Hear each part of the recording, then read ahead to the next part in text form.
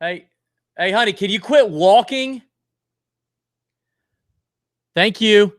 Welcome to the Tour Junkies podcast for the 2021 Tour Championship. DB here. I got my boy Pat Perry with me, ready to talk Tour Championship, DFS, and betting from Eastlake, the handicapped PGA Tour event that everyone gets fake excited about. So here we are.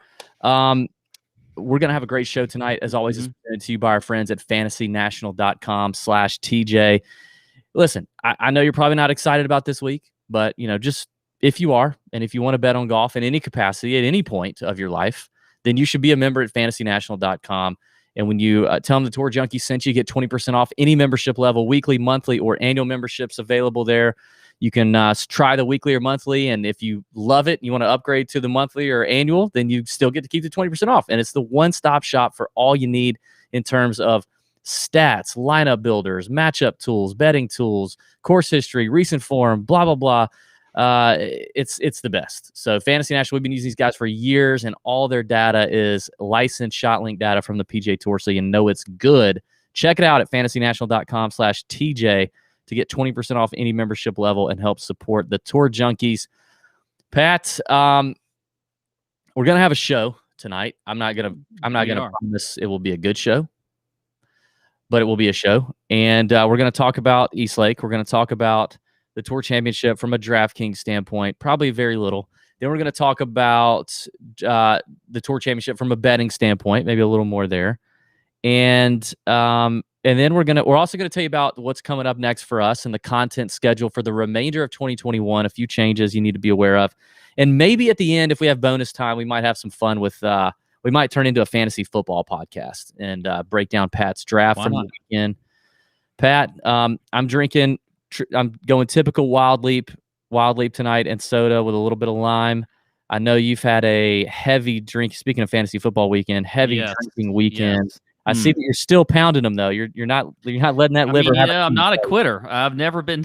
People say a lot of things about me, but quitting is not one of them. So got a little Wild Leap brew. I am. I'm sure I'll finish this one and another one, but that's going to be it for me tonight. But okay, well, it's gonna be a show, and we're gonna have some drinks. There may be a surprise laugh in here. I don't know, but the first thing we're gonna do is we're gonna recap the BMW Championship. Man, I paid a little homage to there in the opening of the show, where Bryson and Cantlay absolutely put on a spectacle of sport yesterday. I wish I was better with words. I wish I was more eloquent. I wish my vocabulary was better, but it's just not. But it was effing amazing is what it was. There were people who were not big diehard golf fans tweeting about it, talking about it, writing about it.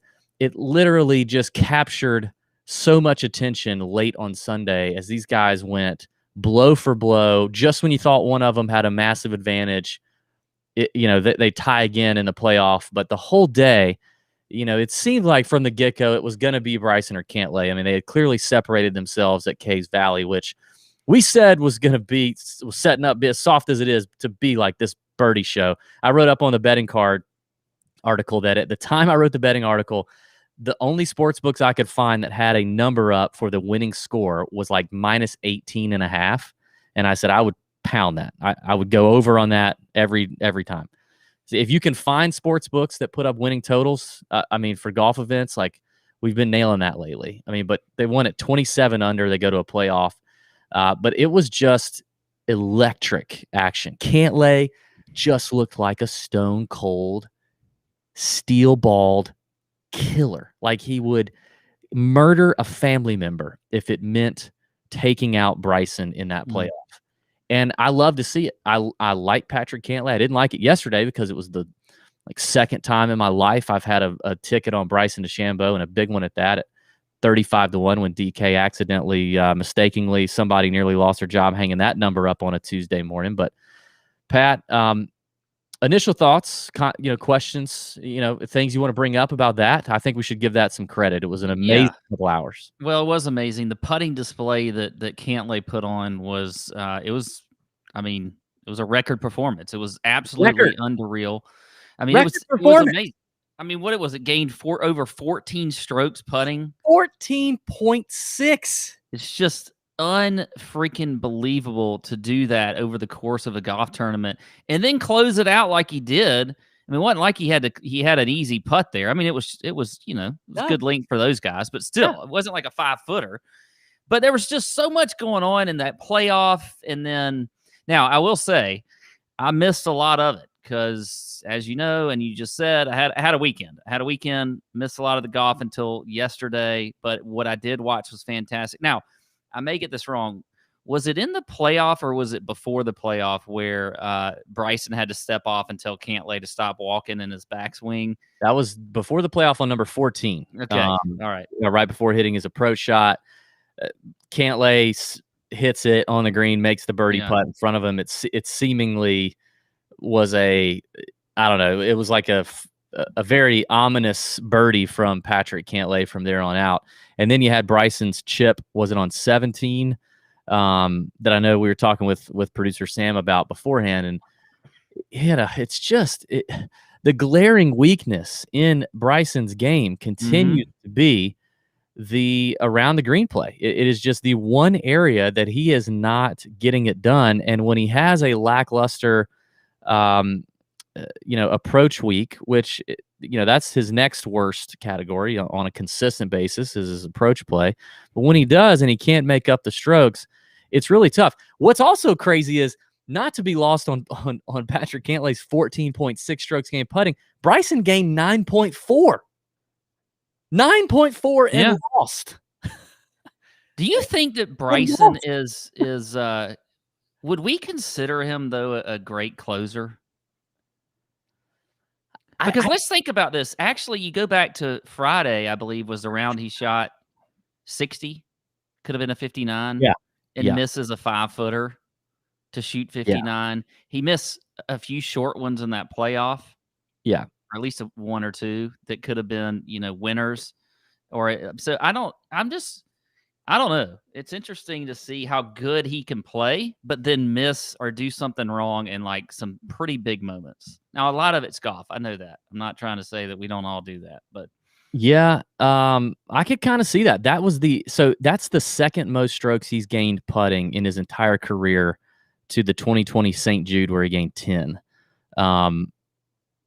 But in the playoff, he couldn't get it done. I mean, he had opportunities to close the door and be done with it, and he couldn't do it. But he hit some clutch shots, like when he hits the tee shot, in the water and drops it, and then hits it to 5 feet and makes that putt. So, what I was going to get to is we were talking about with producer Sam his around the green play and the fact that he's hitting wedges that are 6-iron length. He's hitting, and I have to believe. Clearly, like somebody's talked to him about it. At some point, when you look at strokes gain categories, the only glaring consistent weakness, as I said, is the around the green play. His coach or somebody on his team has said, "Hey, what can we do to figure out these wedges and around the green play?" And at some point, some smart person in the room has to say, "Well, maybe chipping with a 52 degree that's the length of a 6-iron is not ideal scenario. Like maybe we should try this." I don't know. I feel like that would be weird, but he just doesn't deliver around the green when he needs to. And he's got to make up for a lot of that when he off the tee or have a hot putting week, which he did. And he just got beat by a record-setting putting performance by a guy who isn't known as a fantastic putter, despite what Paul Azinger wants you to believe. I mean, Paul Azinger makes if somebody is doing something right now, then they're good at it. They have been good at it. If Paul Azinger thinks everybody is a shower, not a grower. If he sees you walking around with your on your best day, he believes that's you all the time, every day. He says that all the time about all these guys. He just gets so sensationalized by one good round or one good thing these guys are doing this week. And I'm like, dude, didn't you freaking play golf? Like, don't you understand how, especially putting, kind of can come and go, even for the worst putters on tour? A guy like that can have an amazing 4 days. And, you start making enough of them on day 1, day 2, day 3, and day 4. The hole looks like it's, 12 inches around. Like, surely all the golf he's played in his life, he knows that. But yet he talks on the broadcast like, oh, Patrick Cantlay. I mean, this guy, he's made his living doing this, well, no, Paul, he is not. He is barely over his PGA Tour career. He's barely in the positive on strokes gained putting total, just barely. So, like, yeah, I wouldn't say he's a bad putter, but he is not that good. I feel like I would actually like Azinger walking around with me during the day. Oh, because he would walk around with me and like he'd be like, Pat has like, he's done the dishes amazingly today. He's done, and like Pat always does the dishes. He always does them amazing. He always does them great. Pat cut his yard perfect today. He's always the greatest yard work guy. He's the best yard cutter I know, and I know a lot of yard cutters. Yeah, he's like golf Trump. Everything's the greatest. I can't find a single round on Fantasy Nationals database where there's strokes gained records kept. I can't find a single round since Cantlay's career where he's gained 7 or more strokes putting. He literally doubled his best ever performance in a strokes gained setting putting. And Azinger acted like, oh, yeah. Oh, you don't know about Patrick Cantlay? He does this in his sleep. Didn't he do the same thing about Corey Connors recently, too? Didn't he? Yes, he talked up Connors for being a great putter. Yeah. Just because he was having 1 or 2 good rounds. It's like, dude, you don't know crap about these guys. Well, either way, he would be a good wingman. I like that about him. But let me ask you this. Yeah. Because you were pulling for Bryson. Yeah. Did you feel bad for him at all after he lost?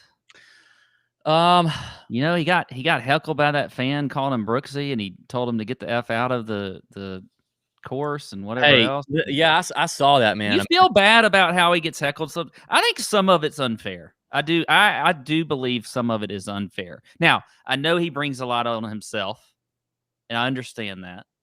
But some of it is a little bit unfair in my eyes. Okay. I don't think it's unfair.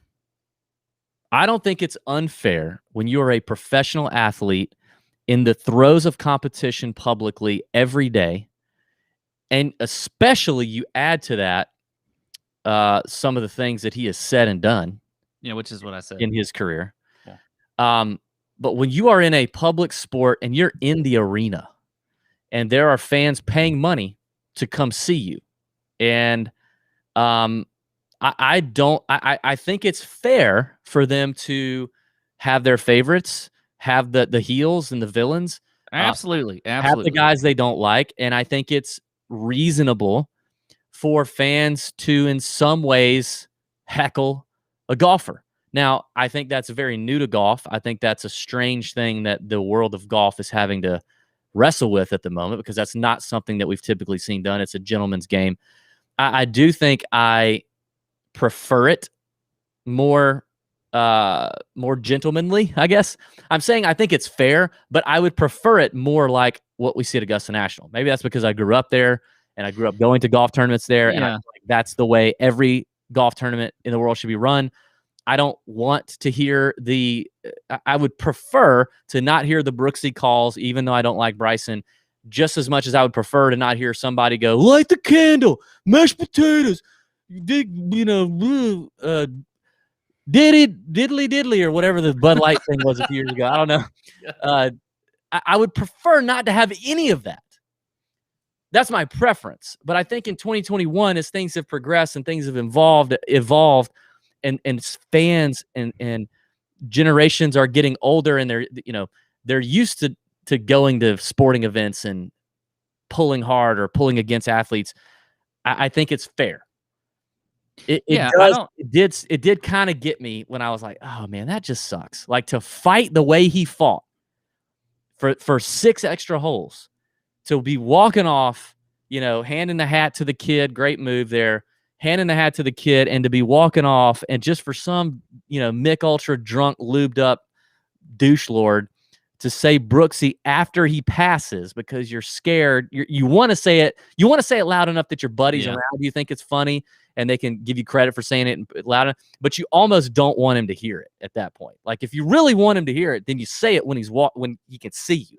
But you kind of threw it out there, kind of half-ass a little bit. and then he turned like that. I don't like that. And even as a Bryson hater, if I were standing there, I'd be like, dude, you're a tool. Like, I agree. I think it is a little bit, and it was just that didn't set well with me. And I think you should form your own opinions about Bryson. But I mean, there's so much about social media about him, and there's a lot of people these days that just form opinions based off of what they see on social media or whatever else, and nobody forms their own opinion sometimes. I mean, I think you can form your own opinion on Bryson, but I just don't like how that all went down. I mean, the guy just poured his heart and soul out there to try and win a golf tournament, and he didn't win it. And then now look, people in that arena are going to hear stuff like that, and you got to have some thick skin. I do believe, and I think they do. I mean, you think about all the people that they are playing in front of. I mean, they hear all kinds of shit on the golf course, and they don't get triggered. Can you imagine me in that situation? My God. I mean, I'd get past like the third hole, and I'd have already kicked out 10 people. Yeah, I mean, or you would already be being charged for assault yourself. I mean, so it's just like be done. People that aren't in that arena, I think they just don't understand, and so I don't. It just that little episode didn't sit well with me. I think I just realized something because I went on Twitter earlier in the week and commented on a video that somebody posted about how hilarious this guy was at the Northern Trust last week. And he was videoing himself yelling things at different golfers throughout the week. And it was this cut up video. And it's from an account called Brilliantly Dumb. And I looked it up. The guy's got a ton of followers. He's got a couple podcasts. And actually, I looked at some of his content, and some of his content's actually really funny. Made me laugh. And it's funny. But I saw that video first, and I commented, and I was like, I just don't think this is funny. And I got lit up for that. Oh, how do you not think this is funny? And I think it does go back to growing up at Augusta National, going to those tournaments where you don't talk to those guys, growing up caddying at Augusta, where you do not speak to any player outside of your group, and almost don't speak to any player in your group that you're not caddying for. Like, you're one player you can talk to. You better have a really good reason to say something to somebody, another member in your group. So I mean, I brushed shoulders with Peyton Manning and Warren Buffett, Bill Gates, Archie Manning, all the time there. But I never said anything, and I was like conditioned to that. So I just don't think it's that funny when you're videoing yourself and Bubba's walking by and you're like, "Hey, Bubba, love the hair on your arms," or whatever it is he's talking about, whatever he's saying, and you kind of get a couple jokes out of your buddies. I just don't find that amusing. And that's okay. Like, we don't all have to think the same stuff is funny. And I think that guy is funny because I went and looked at his Instagram account, saw funny stuff. But at the end of the day, like, I would just prefer golf fans just shut up. Like, have fun. I don't think cheer. There's obviously a big contingent in this world that loves to hear the Baba Booies and the heckling and the get in the holes and all. Well, then how come it's still there? Like, it's been there for years. I don't think that's a large contingent. You just hear the one or two voices that do it on the broadcast. And well, so they don't get enough people that are giving them a bunch of crap for doing it. Maybe we should start something. If you hear something, you say something. You know what I mean? Yeah. You tell those guys. Anyway, that's that. Okay. I don't know if the 35-1 call on Bryson Tuesday morning was the right call. And I said it that night, that day when I tweeted. I was like, you bet this right now, and if he finishes dead last or wins, you're on the right side. And then an hour later, it was at 28-1, and then yes, AC. Yes. That's my. Now this week's a totally different course. Totally. So we may go back on everything we just said about Bryson. Last week, the Bryson bet was the auto lock. Caves Valley was built for Bryson. It was built there. If they continue to put that in the rotation and go back there, it's going to be a week where you look at him. But DraftKings hung a number by mistake on Tuesday morning at 35-1. Mm-hmm. Another good reason to have more than one book if you can get it, because every other book I could see had nothing longer than like 25-1. And it was just a good time to jump on it. Even 25-1 was a good number. So it was the right bet. Sometimes you just make the right bet, and it stinks when they lose like that. It was a heartbreaker. Hopefully you hedged, can't lay, because I know, going into Sunday, it was basically Bryson or Cantlay. It was nobody else. I mean, it was those two. So you could have hedged and come out okay. But that was the right call. Easy. So there we go. Let's get into it, Pat. Okay. Actually, no, hold on. Content schedule for 2021. I need to update the people. Let's talk about let's talk about this week. All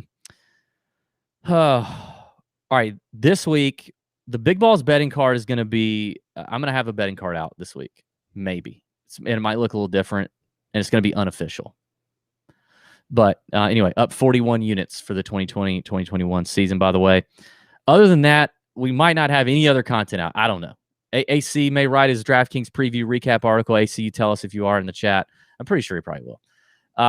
But no, nothing else. No 10 facts, no chalk bomb this week. It's just a dumb, weird, strange week. Pat, you may tweet out any bets that you like. I'll tweet them out. I'll tweet out the bets. I'm not going to do the sommelier. That's not coming back until we get back into the swing of the next week. No show. Okay, yeah, so AC will have his DraftKings preview article up on the website, tourjunkies.com, probably on Wednesday. No show next week. We got a week off, and we're going to take it. It's a nice breather for us. We could use it. Please come back. We'll be back on 9/13 to kick off the first event of the new season, the Fortinet. I don't even know what that is. Anyway, I don't have trouble with that one. The first event of the year. Full field event. We'll have all the Corn Ferry Tour guys coming up. It'll, the fall season is a good time to make a little extra money because you got a lot of names in here that a lot of people don't know. If we study up, we do our research, we can gain an edge in a lot of places, and you can catch future stars at low prices on DK and long prices in the books. So it's a good time to stay committed. I know it's football season, but come on. So we'll do that on 9/13. Get back to a lot of the regularly scheduled content that week as well. We're going to do a Ryder Cup show on 9/22, which is the Wednesday before the Ryder Cup kicks off on Friday. 9/22, that Wednesday night, we'll do a Ryder Cup show. There's plenty of Ryder Cup content. We've been the last 2 times. It's probably just going to be a fun show.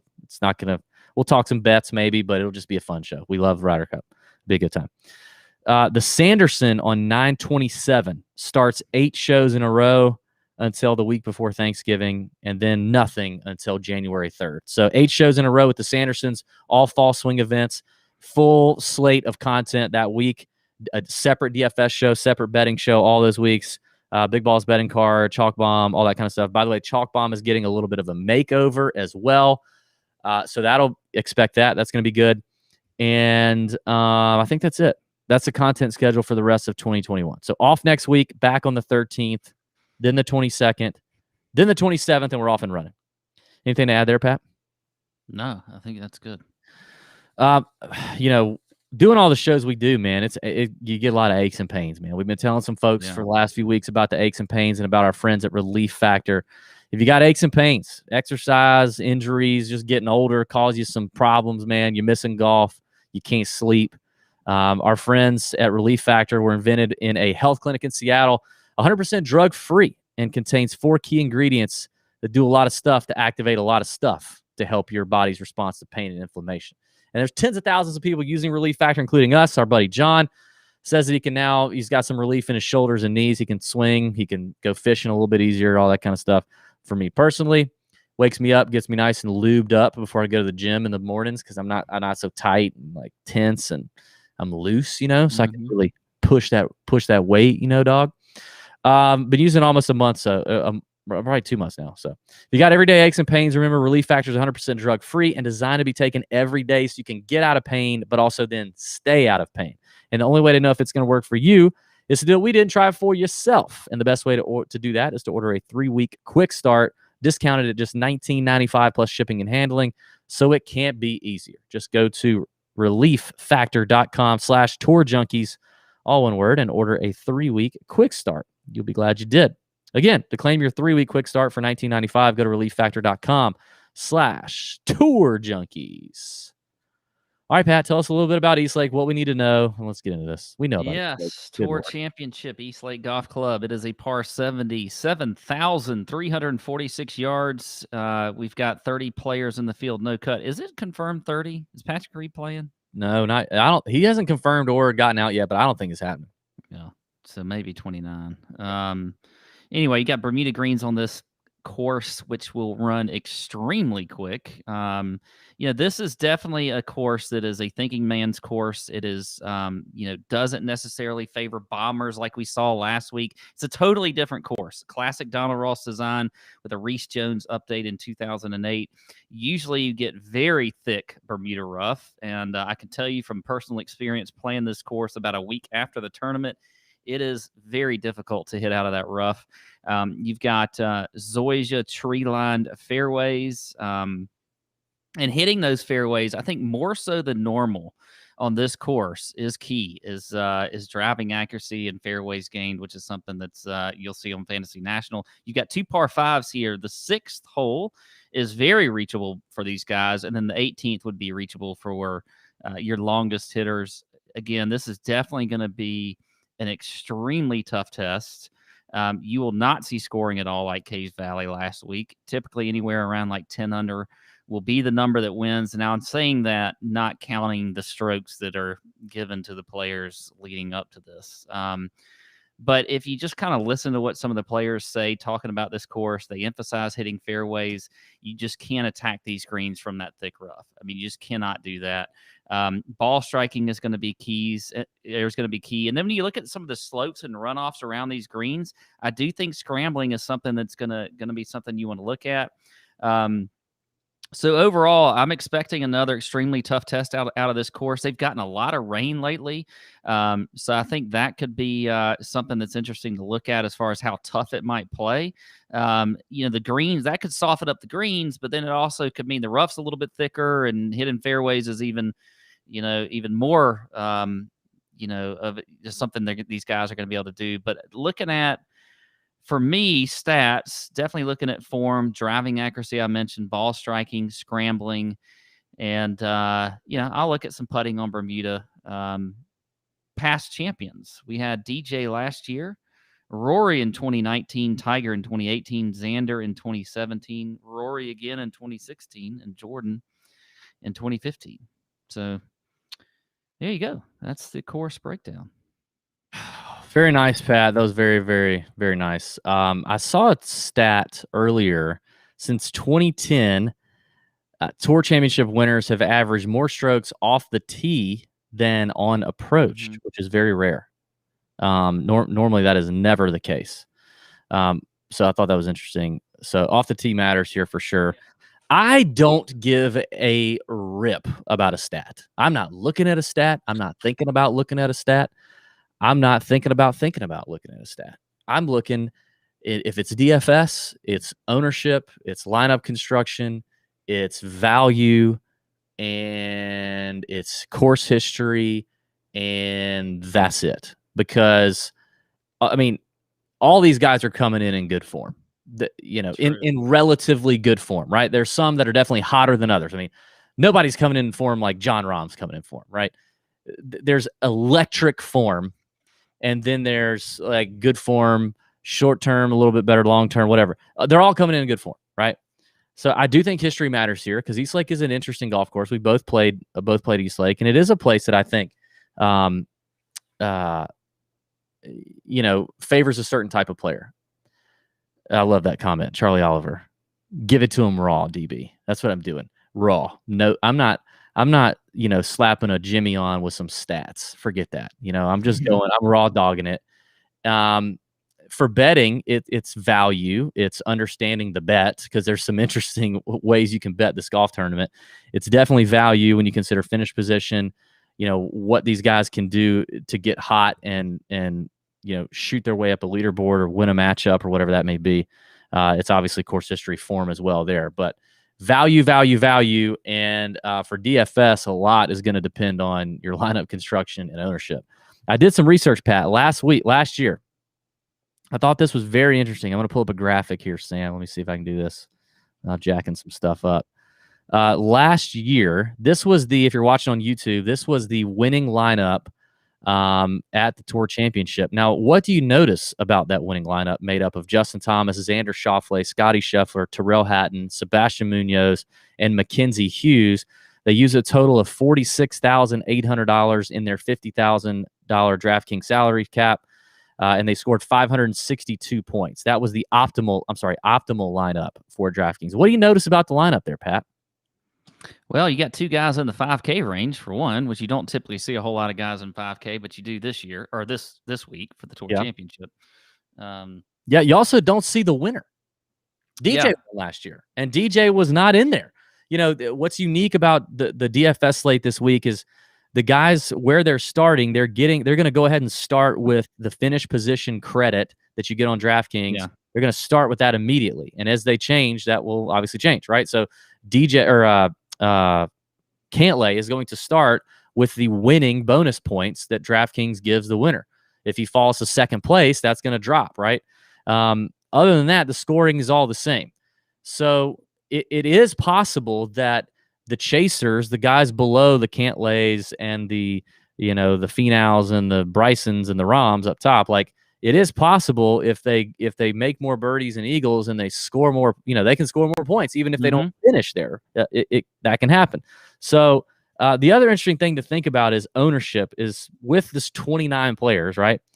Last year, there were 14 players owned over 20% because obviously you don't have as many players to choose from. There were 5 over 30%, and 2 of those were JT and Xander. Justin Thomas last year was 33%, and Xander was 35% on average.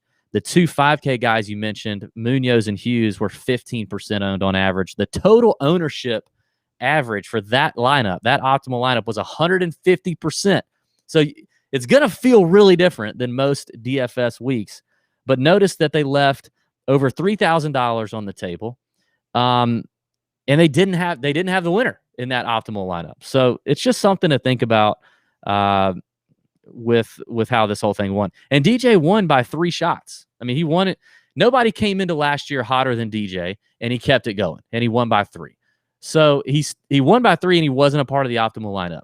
So all that to, just take that into consideration. I don't know that's likely to happen, but I do think there's something to the guys chasing versus the guys up top. In the mentality or the way they're going to attack the golf course. And as we know, we talked about it last year too, Eastlake is a tougher course. There are holes that you can lose ground on very quickly. Yeah. It can flip a little bit. I mean, just because the guys up, have this, Cantlays at 10 under or whatever it is. And I mean, it can flip very quickly on this course. It's a very difficult course. You can get into trouble. You can have some big numbers. So it's certainly something to pay attention to. Yeah. All right. Let's get into let's talk about DraftKings, Pat. Let's look at the board. Let's look at the pricing here. Now you got much different pricing this week because they're basically handicapping the pricing to coincide with the strokes that guys are getting.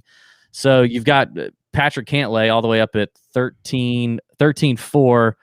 Followed by, you got Rom at 13, Bryson 12.3, Finau 11.8, JT, DJ Jordan, Cameron Smith, Abe Answer, Rory. Those are all the guys in the, is that 9K and above? Yeah, is that 9K and above? Yes. All right.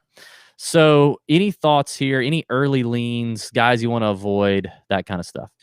Well, there are 2 guys here that I really like for DFS, and I think the first is pretty obvious, and he'll be highly owned, but I still like him, even though he's a few strokes back, and that's Jon Rahm. I mean, at 13.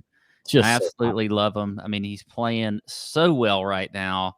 Outside of scrambling and maybe putting from the guys in this field,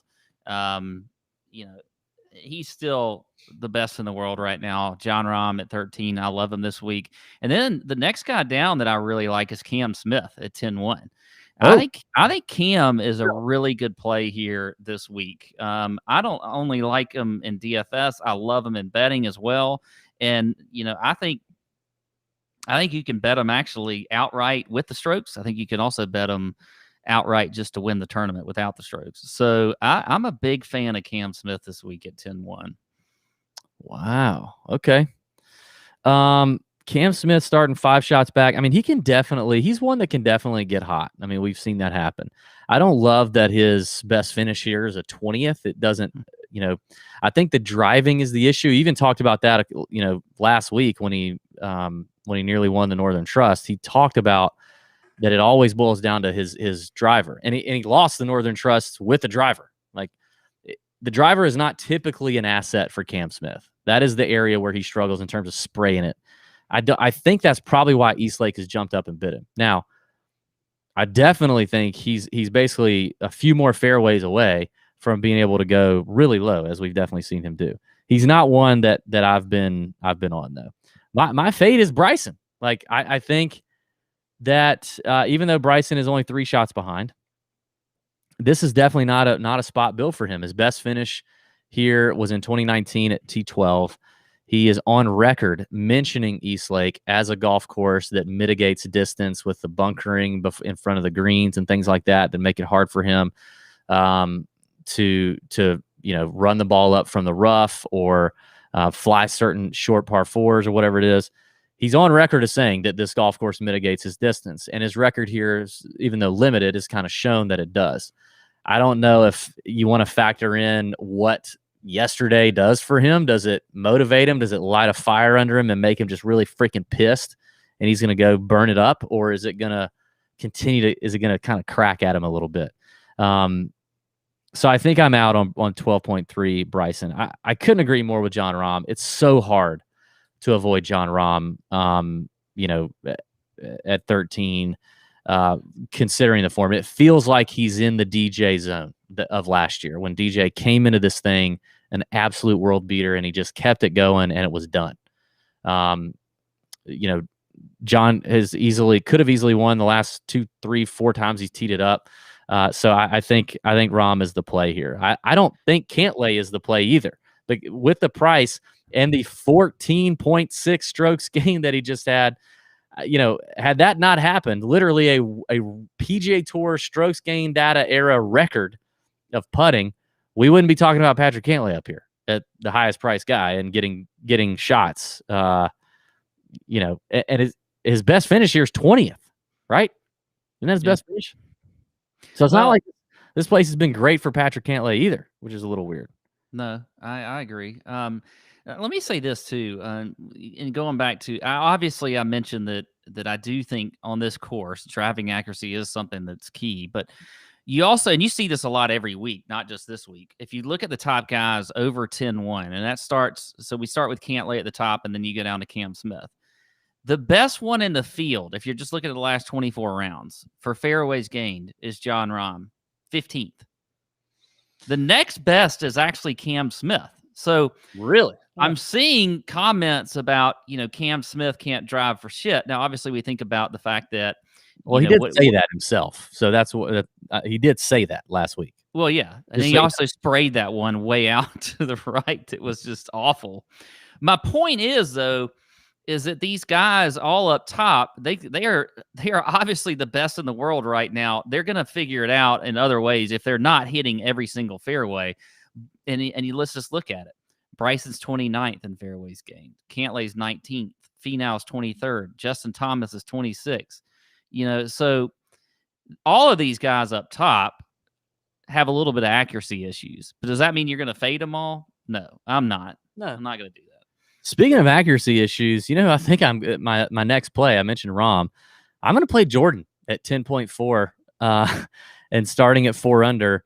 I'm going to go with Spieth. I think, we haven't seen him here since 2017, which love Spieth this week. Feels really weird to even say. It is weird. But here's a Tour Championship winner at Eastlake back in 2015. He was runner-up his first year here in 2013. He was 7th last time we saw him in 2017, and that was all without the handicap stroke mess that we see.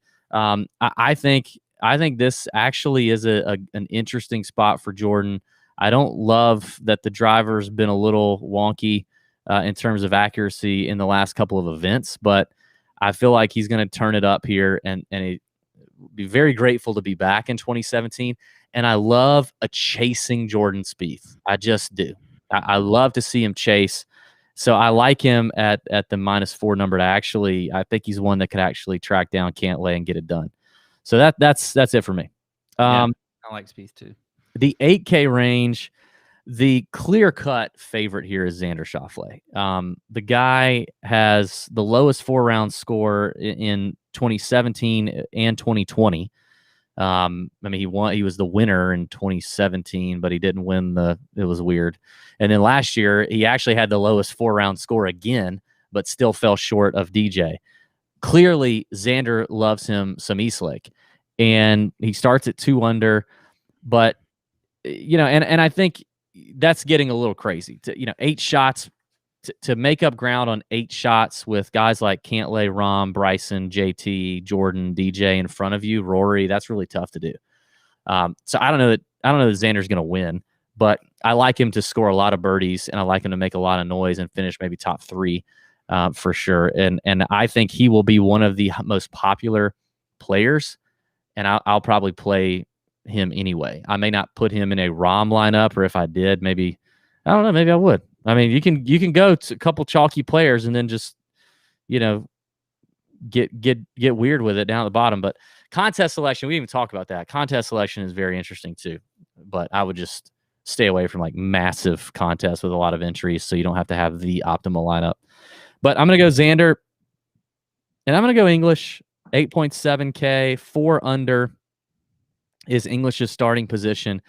I like, I looked at Burns, so obviously I love Sam Burns, but I like that English has a little bit of history here. To finish T12 last year. I like that English feels a little safer off the tee to me, a little more consistent off the tee. Now Burns can score and get hot for sure, and I love that about him. But I think English is my favorite here in this range as well with Xander. So that's it for me. All right. Well, and I like. It's hard not to like a lot of these guys in this 8K range because obviously there's not many of them. But the one I'm most curious about, and I'd like to see where his ownership is Colin Morikawa. This is now look, I understand how he's been the last few weeks. Well, the injury too. And the injury. But this is still a perfect course for Morikawa. It is. This is a course that if he's okay, and we see that he, in his interviews and things like that, he feels healthy and everything's okay, I think Morikawa could be a fantastic play this week, and his ownership's going to be low. Yeah, I think it will be. Unless people are paying, if they're really paying attention to what he's saying about his injury and whatever else, it may be a little higher. But still, I think Morikawa is somebody that for GPPs I like a lot. Obviously, putting is always an issue with him. But still, across the board, everything else, ball striking, approach. I mean, he's second in the field in approach. He's second in driving accuracy. I mean, the guy this is a perfect course for him. Finished 6th here last year, his first time ever playing here at Eastlake. So I like Morikawa. Sam, geez, you can't do that. What? I do. It'll be interesting to see press conferences on Morikawa, how he's feeling. Because was it his back? No, was it his back? He tweaked something. I can't remember what it was a couple weeks ago. So that you know what I do when I tweak something, DB? What do? You get some relief factor?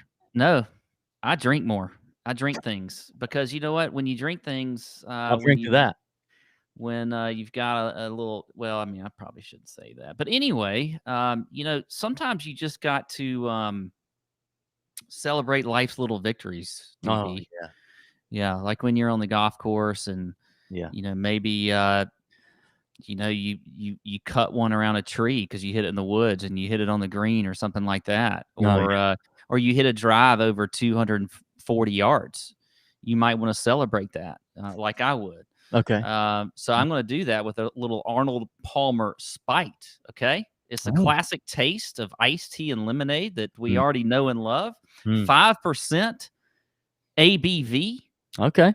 Okay. All right. Made with real juice and brewed teas for a smooth flavor that's as easygoing as the icon that made it famous. Oh man, Arnie. Look at that. Thank you. Thank you for that picture. Praise be, Sam. Look at that. Good looking picture there. But anyway, Arnold Palmer Spiked is just a great timeless combination. It's a classic refreshment that tastes like a hole-in-one. Nothing beats an Arnold Palmer Spiked. I don't even know what that tastes like except for with an Arnold Palmer. I've never had a hole-in-one either, so I don't know that I could tell you what it tastes like. But hey, it comes in multi-packs. You can get a 24 ounce. DB has a little trouble figuring out what a 24 ounce is or a 40 ounce, but in this case, you can get a 24 ounce. It's perfect for sipping throughout the day, whether you're on the links or you're on the ocean, fishing or something. You're on a lake. It's I'm trying to read these and read the comments at the same time. Anyway, you can find Arnold Palmer Spiked in a store near you at arnoldpalmerspiked.com/Tour Junkies or search for it on Drizzly and Instacart. Okay, that's Arnold Palmer Spiked /Tour Junkies. God, I hate that. I like Arnold AP Spiked. I'm gonna call it AP Spiked. Okay. I like AP Spiked, but I hate saying that all that. Anyway, 2021 Horschel Brewing Company, Memphis, Tennessee. Malt beverage with natural flavor. Celebrate responsibly. Sometimes I like to say, like, hey, when I'm on the course, I'll be like, yo, toss me one of them APSs. Give me an APS. Sometimes you got to do that. All right. Wow. Thank you. They will really appreciate that. That 180-second ad read. So really cool. Thank you. Yeah. All right. There's a lot in these ad reads. They put a lot of things and then they highlighted a lot of things, and you're like, what am I supposed to read here? Maybe if you look at it, I don't know, maybe even 15 minutes before I pulled it up right then. Yeah. Pulled it up right then. In the 7K range, there are only 3 names, Pat. Just Trace Nombres. That is Brooks Koepka, Louis Oosthuizen, and Sung J M, and I like one of them, and I'll give you Sung J M for 7.3K, my man, starting at 3 under. Sung J, I talked him up last week, and he sneakily did his thing just last week, finishing 3rd at the BMW. He's trending, man. Last 4 events, 46th, 24th, 16th, and 3rd. Now he's coming to Eastlake. Hey, remember, folks, when Sung J was homeless, he bought a home finally. Where? In Atlanta. So he's comfortable. He's going to be sleeping in his own little Sung J bed with his own little Sung J pillow and maybe his blankie and whatever else he sleeps with there in Atlanta. But I'm excited about Sung J on these on this golf course. I think it's a great spot for him off the tee. Approach play solid lately. I think he's going to be a lower owned pick out of these 3 between Brooks and Louis. So I'm all in on Sung J. Yeah, Sung J was my guy here too. I'm with you there. I think he's just a great play here. I love the upside with him. It's hard not to try to, I do like Oosty, but he does concern me a little bit. So I think I'm just going to go Sung J here. All right, let's look at the 6K and 5K range. I mean, obviously, you could play a lot of guys down here. I think you should definitely dip in this range. There's no reason not to.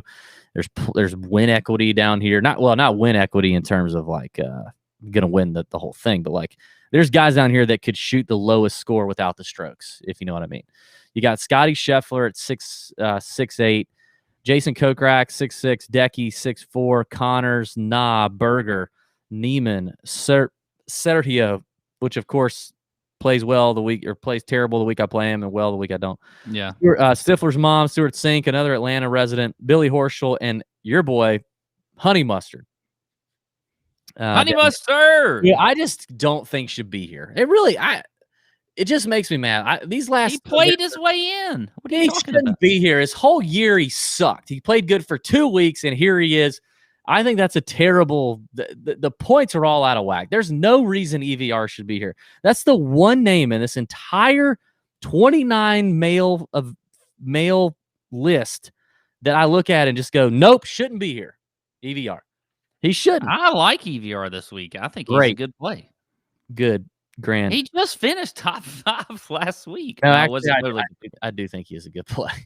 He's just running hot, and he's 5K. Like, why wouldn't you? He's just going to come out here and say, you know what? I'm going to send it, and I'm going to go low, and I'm going to be aggressive. I don't know why he wouldn't play that either, because he is coming in pretty hot enough to get here, which is quite an accomplishment. Yeah. He was like 1,000th 6 weeks ago, and here he is.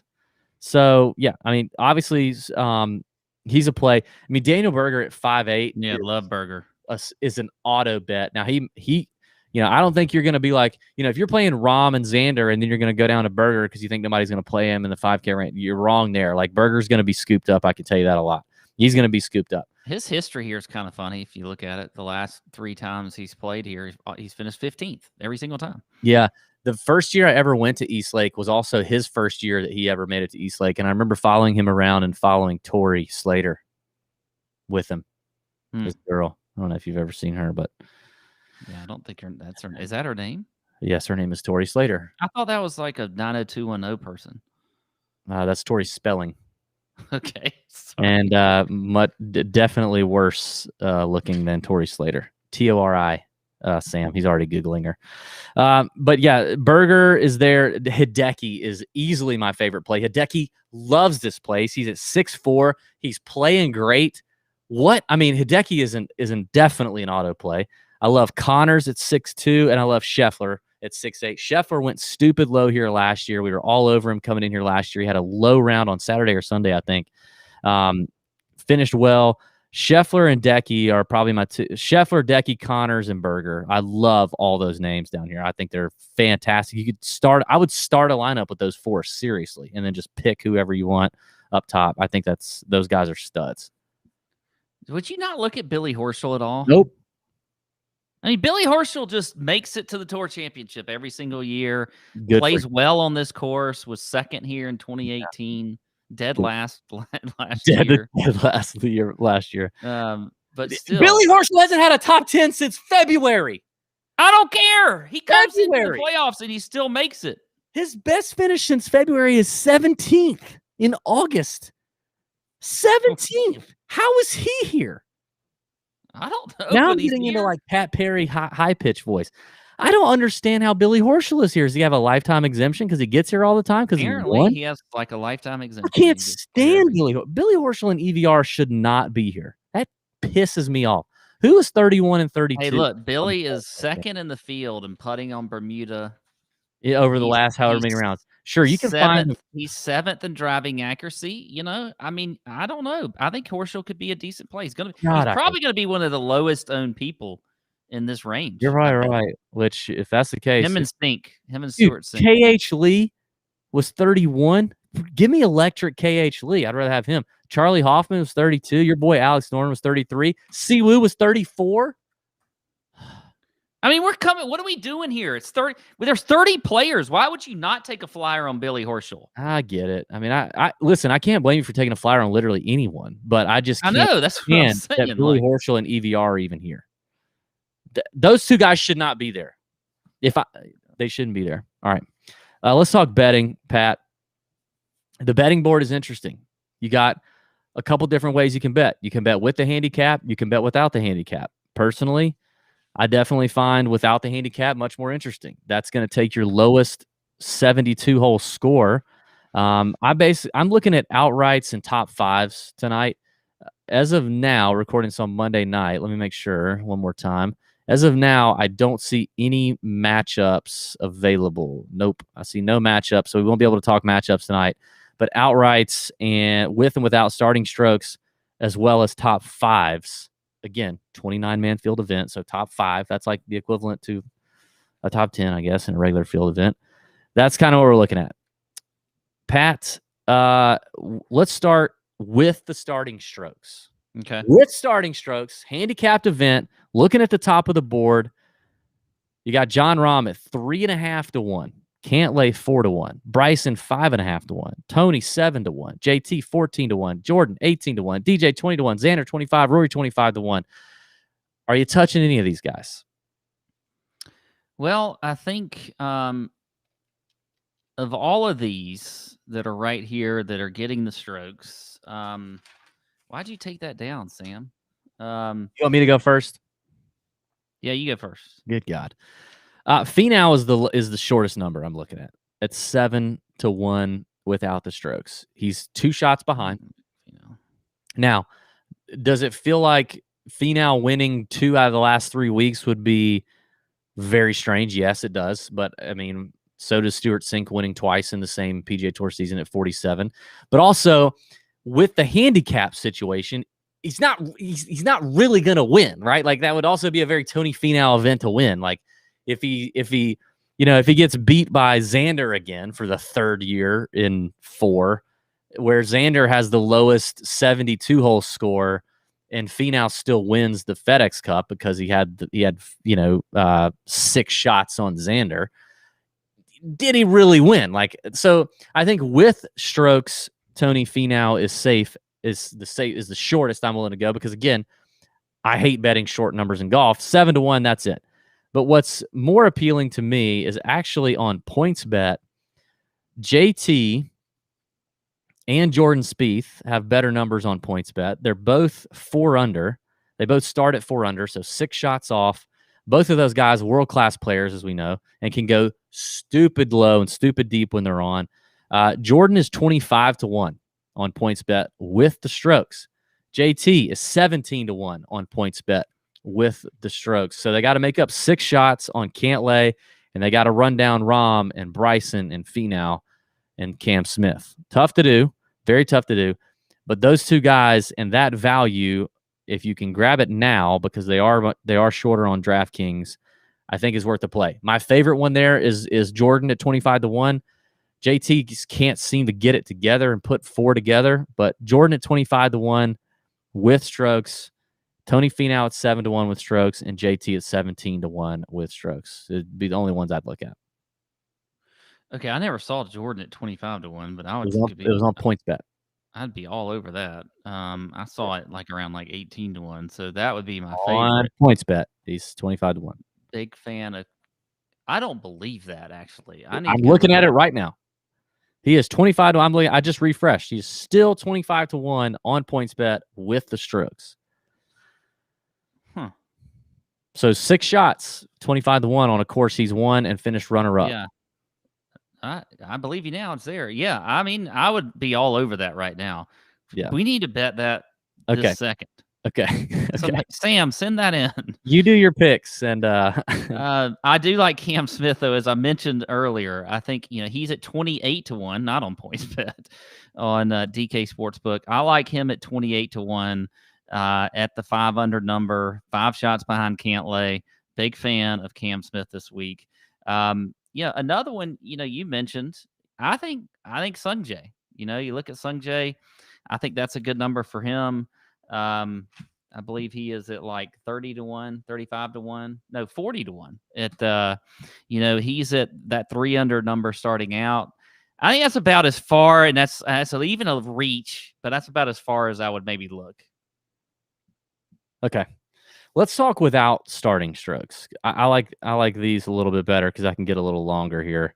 So without the starting strokes, you're looking at, you're looking at best 72-hole score for these guys.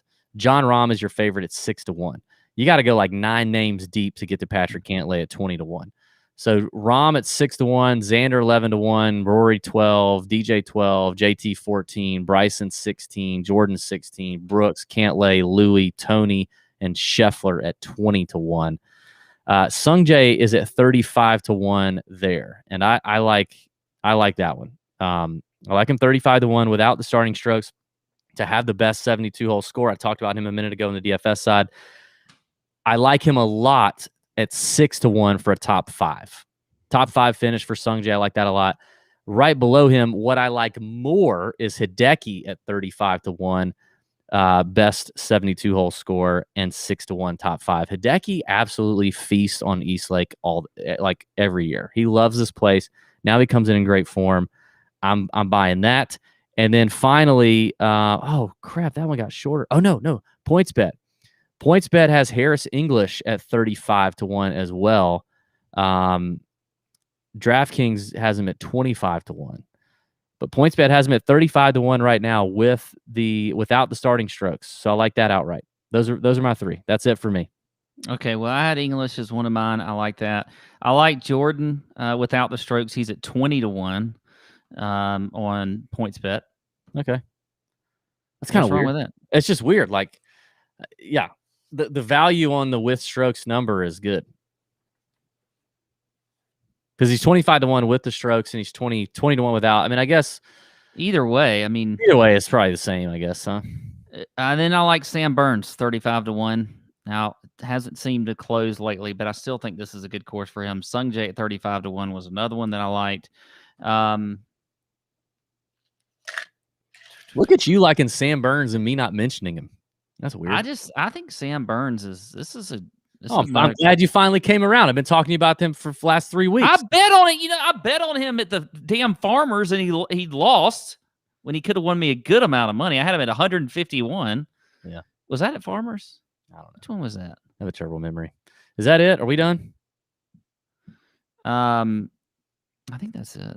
I may put out my betting card this week. May just be like, because I said it's unofficial. It's going to be a grab bag of outrights, top fives, and head-to-heads. I'm excited for the head-to-heads to come out. I wish they were here now, but they're not. I like those for this week. I get more excited about those. All right. Pat, good stuff. Producer Sam, thank you. All the listeners, thank you. It was a good season. This will be the end of the 2020-2021 season. We're not going to do anything else. We're going to do some fantasy football stuff, but we've already gone an hour, so forget that. We might do a random fantasy football show just for fun one of these weeks, but not right now. Thanks for watching. Thanks for listening. Drop a comment in the YouTube who your fantasy football sleeper is for the year. Who's your fantasy football sleeper pick for the year? We need to know who they are. We got a big draft on Sunday. I got a big draft on Tuesday. Pat's already had one big draft. He's got my big draft on Sunday as well. So we still got time. Drop us your sleepers, who you like. And if you don't play fantasy football, drop us your favorite bet to win without strokes or whatever. Or just drop us whatever. I don't even care. Just like the YouTube video, put in a comment, all that kind of stuff. We appreciate it. Let's have a great week. Let's have a fantastic week. May your screens be green. Thanks for watching the Tour Junkies. See ya. Oh!